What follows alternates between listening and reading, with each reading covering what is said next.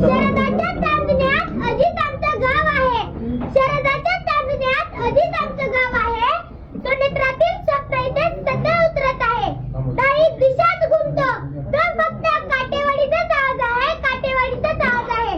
नमस्कार, मी देवश प्रज्ञा लखन पाथरकर, जिल्हा परिषद प्राथमिक शाळा काटेवाडी, इयत्ता दुसरीचा विद्यार्थी. विषय मांडत आहे जागता राजा अजितदादा पवार. मित्रांनो, वरील काही ओळींवरून आपल्या लक्षात आले असेल की माझे गाव आहे पुणे जिल्ह्यातील बारामती तालुक्यातील काटेवाडी. माझे गाव म्हणजे कर्मयोग्यांची कर्मभूमी, धर्मयोग्यांची धर्मभूमी. अशा या कर्मयोगी धर्मयोगी भूमीमध्ये अनेक नवरत्ने जन्माला आली आणि यापैकी बाबांना कशी सोने म्हणजे आमचे लाडके अजितदादा पवार साहेब. कठोर शिस्त, स्पष्ट वक्तृत्व, धडाडीचे नेतृत्व, सर्वस्पर्शी कर्तृत्व, जनसामान्यांशी जुळलेला अनमोल नातं. कधी तिखट प्रहार, कधी हास्य खळखळत, आजवर त्यांनी परतून लावले संकटाचे कित्येक प्रहार. आव्हानांना पूर्ण उतरतात लढवय अजित पवार. अशा राजकारणातील दादा व्यक्तिमत्वाला विनम्रते अभिवादन करून मी माझ्या विषयाची सुरुवात करतो. आणि कच्च्या राजकारणात दिलेला शब्द पूर्ण करण्यासाठी प्रसंगी नुकसान सहन करतील, टीका आणि टोकाचा विरोध सहन करतील, पण दिलेला शब्द पाळणारच. असे नेते बोटावर मोजणे इतकेच आहेत. बोले तैसे चाले त्याची वंदाळी पावले. या उक्तीप्रमाणे महाराष्ट्र राज्याचे दिवंगत उपमुख्यमंत्री नामदार श्री अजितदादा पवार साहेब यांचे नाव आवर्जून घ्यावे लागेल. प्रशासनावर मजबूत पकड, पक्ष संघटनेवर मजबूत पकड, दिलेला शब्द पाळणारे, पाहतो, करतो, बघू अशा शब्दांना ज्यांच्या शब्दसंग्रहात स्थान नाही, कार्यकर्त्यांची पूर्ण माहिती असणारे, कार्यकर्त्यांच्या अडीअडचणीला उभे राहणारे, जे पोटात तेच ओठावर असणारे, टापटीपणा, स्वच्छतेची आवड, वक्तशीरपणा या गुणांना जपणारे, पर्यावरणाविषयी आग्रह असणारे. महाराष्ट्राच्या राजकारणातील एकमेव उदाहरण म्हणजे श्री अजितदादा पवार. दादांकडून आलेली काम प्रशासनाच्या पातळीवर गतीने पुढे सरकायची. याचे कारण ते वेळेवर झाले नाही, तर दादांच्या रोषाला सामोरे जाण्याची तयारी अधिकाऱ्यांना ठेवावी लागेल. दादांचा आग्रह जनहिताच्या कामासाठी असायचा, त्यामुळे दादांकडून आलेली कामे वेगाने मार्गी लावली जायची. म्हणूनच प्रशासनात दादांचा जेवढा दरारा होता तेवढा आधारही होता.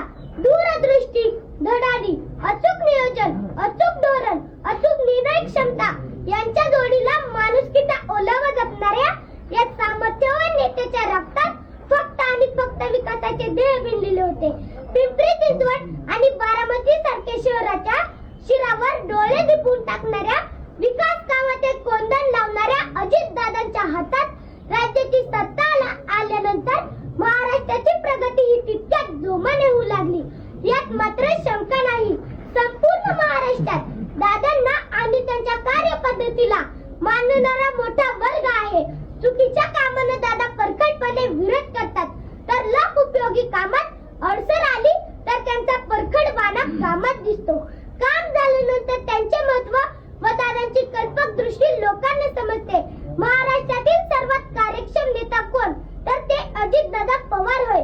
सकाळी 6 वाजता कामाची सुरुवात केली, रात्री 1-1:30 वाजेपर्यंत वर्षातील सर्व दिवस सलग काम करण्याची क्षमता असलेला एकही नेता राज्यात सापडणार नाही.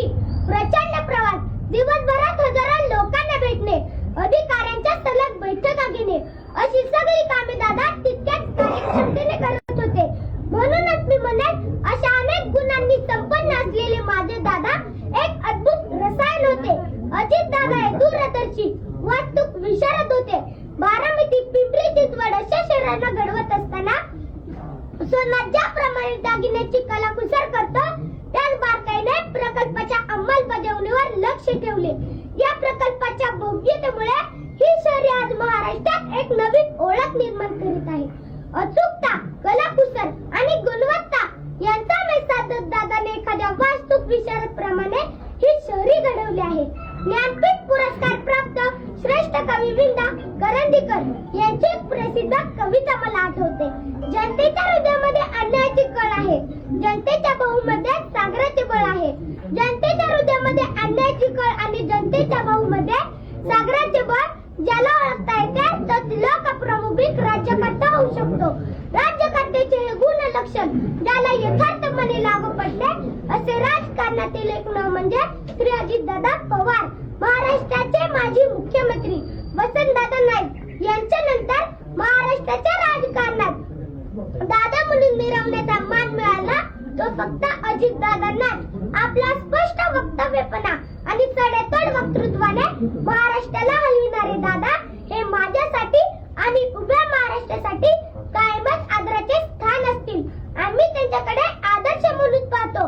म्हणूनच अजितदादांच्या बाबतीत म्हणावे लागेल, you can love him, hate him, but you can't ignore him. तुमच्यासारख्या आणि माझ्यासारख्या असंख्य व्यक्तींचा आदरवड असलेल्या दादांना माझ्या शब्द रूपातील श्रद्धांजली मी पुढील काव्यात व्यक्त करतो. हिमालयही तरतर कापतो जेव्हा सह्याद्री उभी राहते, वादळांनाही थांबावे लागते जेव्हा सिंह चालू लागतो, जेव्हा नेतृत्व दादांकडे येते तेव्हा महाराष्ट्र सुद्धा वेगाने दौडू लागतो, महाराष्ट्र सुद्धा वेगाने दौडू लागतो. जाता जाता एवढेच म्हणे, बलशाली हुआ महाराष्ट्र नवा, अजित दादांचा मुख्यमंत्री व्हावा.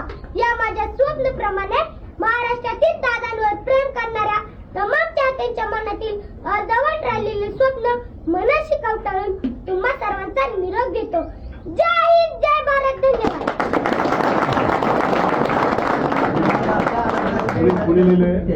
दादा का आपल्याकडे